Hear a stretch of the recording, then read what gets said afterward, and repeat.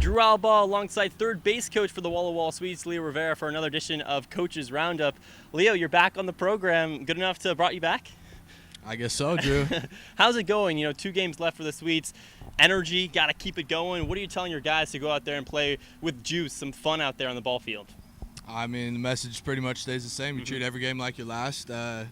Game, whatever's happened in the past or the future, it is what it is. You got to worry about what's going on right now. And we got to find a way to win a ball game today. And thinking about the game last night, the pitcher's velo is a little bit down from what we've been seeing. So that's what we just did in BP, back the mound up. And it's just a game of adjustments. So we tried to adjust from yesterday and get out there and win today. I see you throwing BP, you're mixing in sliders, you have heaters, stuff like that. How important is that pregame work when you move into the game? I think it's pretty important, but at the same time, if you have a bad pregame, it is what it is. Right. Like what you do before doesn't really dictate what happens during the game. You can go out there, you can ask a pitcher, they have a pregame bullpen, and they can throw every single pitch exactly where they want it, and they go out on the mound, and it's all over the place. It's being able to compete and understanding what you need to do to get your body and, most importantly, your mind in a space to go out there and win every single pitch. How important is adjusting in a game like baseball? It's everything. That's why those guys in the big leagues, you throw Mike Trout a pitch right down the middle and he misses it, he won't do it again. Right. And that's why he's going to be a Hall of Famer. And I think that's something these kids really need to understand is the at-bat to at-bat adjustments, game to game, and then season to season. That's what makes a great baseball player. You hear it, over and over again, failure equals growth. There's always something to learn in failure. But at the same time, failure, it still sucks, right? You're going up there, striking out 3 times, whatever it may be. What do you tell guys to grow from the failure and kind of move past it? But look, we're still going to learn from it. Yeah, absolutely. I mean, failure, like you said, it's part of it. But at the end of the day, you got to be a competitor. This game will kick you down, beat you up, and cheer you up. But there's no other option to get out there the next day. You wake up, that's what routines are for. Routines are great because you get to do the same thing every single day. And I like to say it doesn't guarantee success, but it gives you the most likely outcome, right? So if you put in the work and you do your job day in, day out, it gives you the chance to succeed. Nothing's guaranteed, but if you just go through the motions, you have no routine, you just do whatever you want, and it's pretty hard to have success that way.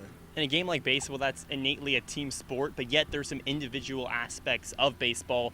Unlike other sports, how do you tell guys, listen, we're playing as a team, but at the end of the day, let's say the Swedes win, but you strike out 4 times, it doesn't feel good. How do you kind of work both the individual side and the team aspect of baseball? Well, in my opinion, if you're feeling sorry for yourself after a win, you're just not a good teammate. Right. And I get that's part of it. These guys are young and making adjustments, but really understanding that it's not about you. No matter what happens, nobody's bigger than the game. Even myself, this is a great game, and sometimes we take it for granted, but it's given me a lot. It's given these kids a lot. And to disrespect it like that, in my opinion, is just not the right thing to do. So that's just not something we do with the Swedes. Wherever I go, just holding people accountable, that the goal is to win the game. And at the end of the day, that's the only thing in the column, only stat that really matters, in my opinion. A lot of these guys' goals, including yourself, is to make baseball a job, right? But at the end of the day, it's a kid's game. It's meant to be fun. How huge is it to bring in some of that fun? You look at a guy like Julio Rodriguez, he's kind of running out in center field, having a good time. How important is that to play with joy? I think it is important, but at the same time, everyone's a little bit different. Right. Some people treat it more like a job, especially those guys in the bigs. Julio's one example, but you can go down the list. There's a lot of other people play different ways. Everyone's got a little bit different style. But my thing is how consistent can you be? If you're going to play like that, you got to play like that every single day. If you're going to be serious and go about your business and treat it like a job, you have to do that every single day. So it's when you deviate from that plan, that's when you get into trouble. So if you see Julio out there acting serious, then you know you might have a problem. Right. Or take somebody like Cal Raleigh who does have a little bit of fun, but he's more strictly business in my opinion. He'll celebrate the good success like the walk-off home runs, but in the middle of the game, you don't really see him smiling a whole lot. How do you trust yourself as a ball player that my swing is good enough? I don't need to make all these adjustments when you go in a slump. I think you just look back at your past success. That's the only thing you can do. You can even go back and look at swings from when you're 12 years old. I mean, your swing really doesn't change too much throughout your career. Your swing is your swing. I mean, the way you throw is the way you throw. There's adjustments you can make, and your body grows, and you get bigger and more physical. But for the most part, everything's the same. I mean, you're the same kid that you were when you're 10, 12 playing Little League, and the swings really don't change. So really just dwelling on the past success rather than the failures. But like we said earlier, you fail more than you succeed. So it's hard, especially when you're young and you're going through those struggles. It's hard to think about the good when there's so much bad, but you have to. It's the only way. A couple of games left. How did the Swedes snap the skid with 2 more games left in the season? Just get after it. Play hard, play the right way, fly around. There's not too much to it. Just do what we've been doing all season. 8th game in 8 days. I can't imagine playing that much of any sport. Baseball, you look at a sport like football, they're playing once every week or so. 8th game in 8 days, how difficult is that from a mental side, but also physical? Guys' legs hurting, they're out there, and maybe the bullpen is starting to struggle a little bit. How important is that to have your routine, to have your stretching before games? Because, listen, you got to go out there and play a game either way, if you're hurting or not. Yeah, like I said before, it's a job. I think eight games, yeah, it is a lot, but in the grand scheme of things, they play 162. Yeah. 162 in the big, so we can play 8, 9 games in a row, no problem. Not too worried about that. How important is the West Coast League to prepare guys for what it's like in the minor leagues, in the major leagues? I think it's extremely important, and usually you get a few guys drafted. We had one guy drafted, he didn't take it, and you look throughout the league. In the past few years, there's always somebody taken, and that just shows the level of competition. And then you get to ride the buses, you're in a hotel, and the most important thing for me is when you get the young guys, especially out of high school, it's their first time away from home. So getting that adjustment, going to a small town, which is pretty similar to what it's like in the minor leagues, and just being away from the family and understanding that you're an adult, you get your per diem on the road, you get your $90, and if you spend it all, unless and that's a lesson you got to learn. Yeah, it's a lesson you got to learn. So that's part of it. But I think it definitely prepares you. What's the hardest part about being a coach? Hardest part about being a coach? Honestly, me and Maris talk about it all the time, is we're so fresh out of playing is that we want to play.